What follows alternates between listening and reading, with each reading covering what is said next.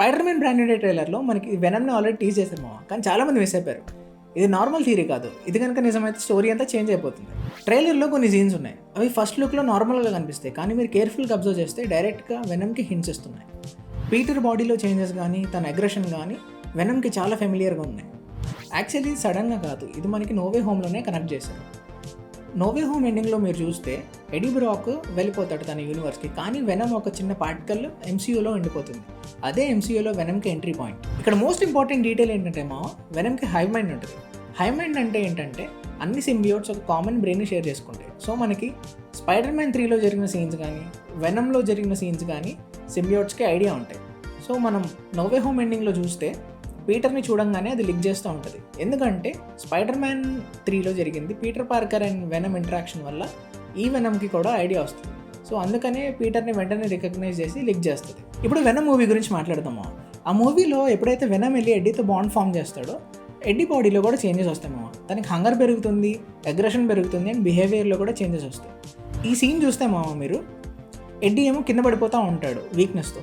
Similar kind of shot మనకి spider man ట్రైలర్లో కూడా పెట్టారు పీటర్ కూడా కింద పడిపోతూ ఉంటారు. ఇది కోఇన్సిడెన్సా లేకపోతే వెనమ్ని సీక్రెట్గా హింట్ చేస్తున్నారా? ఇప్పుడు థియరీ గురించి మాట్లాడుకుందాము. మీరు ట్రైలర్లో ఈ సీన్ చూస్తే పీటర్ లెఫ్ట్ హ్యాండ్ ఏమో కంప్లీట్గా బ్లాక్ ఉంటుంది, రైట్ హ్యాండ్ ఏమో విజిబుల్గా ఉంటుంది. చాలామంది దీన్ని షాడో అంటున్నారు, కాకపోతే మరి రైట్ హ్యాండ్కి షాడో ఎందుకు లేదు? అండ్ మార్వెల్ని అసలు నమ్మకూడదు. అండ్ నెక్స్ట్ సీన్లో చూస్తే పీటర్ రేస్ ఏమో కంప్లీట్గా బ్లాక్ అయిపోయినాయి. కామిక్స్లో కానీ కార్టూన్స్లో కానీ ఇలా బ్లాక్ అవడం ఎప్పుడు చూపించలేదు. మరి మేబీ ఎంసీయూలో కొత్తగా వెనమ్ని చూపించడానికి ట్రై చేస్తున్నారేమో. అండ్ ఈ ఎక్స్రే సీన్లో చూస్తేమో పీటర్ బాడీ లోపల ఒక బ్లాక్ మెటీరియల్ అనేది ఉంది అండ్ అది బ్లాక్ వెబ్స్లా కనిపిస్తుంది. ఇది మోస్ట్ లైక్లీ వెనమ్ ఇన్ఫెక్షన్ అవ్వచ్చు. సరే ఇవన్నీ పక్కన పెడదాం. ఈ సీన్లో చూస్తే పీటర్ పార్కర్ ఒక చిన్న వాటర్ డ్రాప్లెట్ సౌండ్కి ఇలా రియాక్ట్ అవుతున్నాడు. సిమిలర్గా వెనమ్ కూడా స్పైడర్ మ్యాన్ 3లో స్పైడర్ మ్యాన్ రాడ్స్ పెట్టినప్పుడు ఇలానే రియాక్ట్ అవుతుంది. ఎందుకంటే వెనమ్కి సౌండ్ అనేది వీక్నెస్. ఇది కోఇన్సిడెన్సా లేకపోతే మళ్ళీ వెనమ్ని హింట్ చేస్తున్నారా? ఇప్పుడు పీటర్ బిహేవియర్ గురించి మాట్లాడుకుందామా. ఈ మూవీలో పీటర్ ఎక్కడ చూసినా సరే డార్క్ క్లోత్సే వేసుకుంటున్నాడు స్పైడర్ మ్యాన్గా లేనప్పుడు. అండ్ తనకు అగ్రెషన్ కొంచెం పెరిగింది అండ్ తన బిహేవియర్లో కూడా కొంచెం చేంజెస్ వచ్చినాయి. లోన్లీగా డిప్రెస్డ్గా కనిపిస్తున్నాడు. అండ్ వెనమ్ ఎప్పుడు అటాక్ చేస్తుందంటే ఎడ్డీతో చూసుకున్నా, మీరు స్పైడర్ మ్యాన్ పీటర్ పార్కర్తో చూసుకున్నా మనకి ఎప్పుడు వాళ్ళ లోయెస్ట్ ఫేజ్లో ఉన్నప్పుడే అటాక్ చేస్తుంది.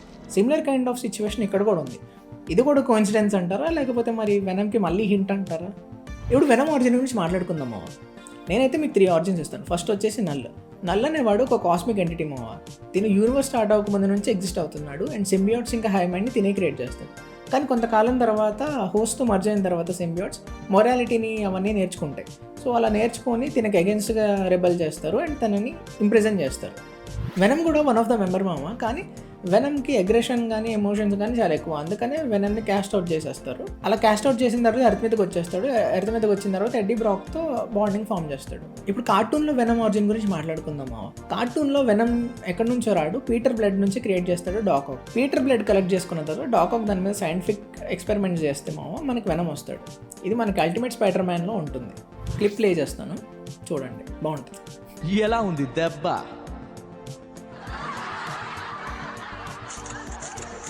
ఇందులో నవ్వడానికే ఉంది.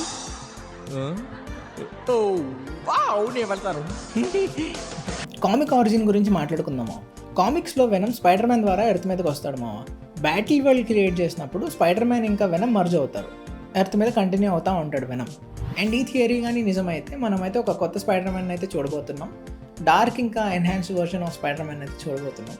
అండ్ ఇదే స్పైడర్ మ్యాన్ డూమ్స్ డే ఇంకా సీక్రెట్ వార్స్లో చాలా క్రూషియల్. అది ఎందుకో నేను నెక్స్ట్ వీడియోలో చెప్తాను.